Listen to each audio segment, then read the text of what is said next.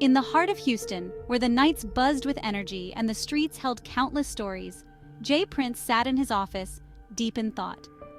The legendary figure of the South, known for his wisdom and influence in the hip-hop community, had always been a protector of his own. But lately, the air was thick with tension. On the other side of the country, 50 Cent was at it again, trading barbs on social media, stirring up old rivalries with Rick Ross. The playful jabs had escalated, and Jay Prince could sense that things were getting out of hand. He knew that words could easily turn into something much darker, and he had no intention of letting that happen. Picking up his phone, he dialed 50 Cent's number. It rang a few times before the familiar voice picked up. "Yo, what's up?" 50 said, a hint of amusement in his tone. "Curtis, we need to talk," Jay Prince replied, his voice steady but serious. "What's the issue, my man?" "Just having a little fun," 50 shrugged. "Fun? You know how these things can go. You keep poking at Rick, and it won't just be words anymore." "You're stirring up a storm you don't want to face," Jay Prince warned. "Come on, Jay, you know how it is. It's all entertainment." "It's not like we're gonna throw hands over it," 50 chuckled. "Entertainment or not, you're playing with fire. I respect you too much to see you get burned. This isn't just about you and Rick. It's about everyone around you. You've got to think bigger," Jay Prince urged. There was a pause on the line. 50 Cent, known for his bravado, felt the weight of Jay Prince's words. "I hear you, but you know I can handle myself. This is hip-hop after all. Handling yourself is one thing. But what about the people who get caught in the crossfire? You might not care about the fallout, but I do," Jay Prince said, his tone firm. "Consider this a warning. Stop messing with Ross, or you might find yourself pulled up on in a way you never expected." All right, I'll chill," 50 replied, finally sensing the seriousness in Jay Prince's voice. "But you know how I get? I do. Just remember, sometimes stepping back is the strongest move you can make," Jay Prince concluded before hanging up. As the night wore on, 50 Cent leaned back in his chair, contemplating Jay Prince's words. He respected the man, a legend in the game, and knew he had a point. The last thing he wanted was to escalate a situation that could endanger not only him, but everyone around him. Meanwhile, Jay Prince put down his phone, satisfied that he had done his part. He had watched the game evolve for decades and understood the importance of unity in a world that often thrived on division.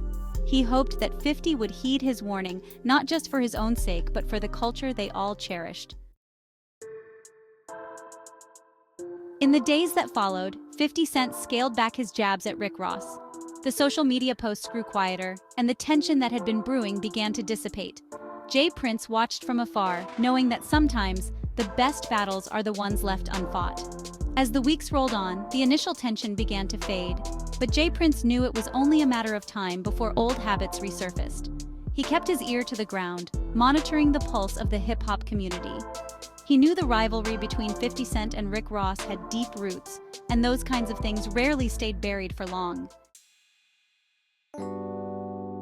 Meanwhile, Rick Ross was in Miami, busy with his own ventures.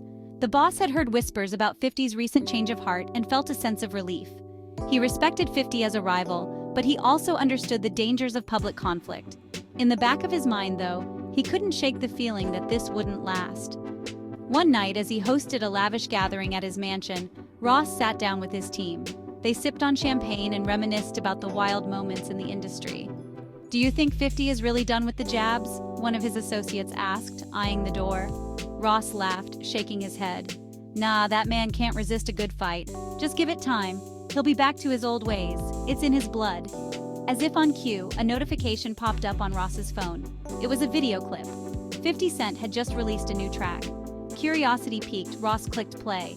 The beat dropped and 50's voice filled the room, boasting about his journey and resilience. It was fierce, but lacked the direct digs at Ross. Instead, 50 took a more general approach, reflecting on the industry's ups and downs. Okay, Ross said, a grin spreading across his face. "He's smarting up. I can respect that." However, it wasn't long before the tides turned again. A few weeks later, 50 attended a high-profile event in New York. He was in high spirits, networking and connecting with fellow artists. But when he overheard a group discussing a recent interview Ross had done, the competitive spark ignited once more.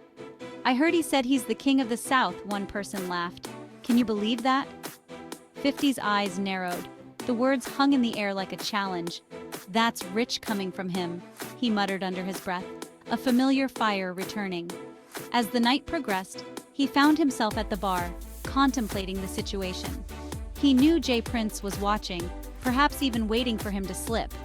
But the competitive spirit was hard to quell. Later that night, he took to social media. It was a subtle post, a photo of him in a crown with the caption, "Kings recognize kings. Keep your eyes on the throne." It wasn't a direct attack on Ross, but it was enough to stoke the flames. It didn't take long for Jay Prince to catch wind of the renewed tension. He immediately reached out to 50.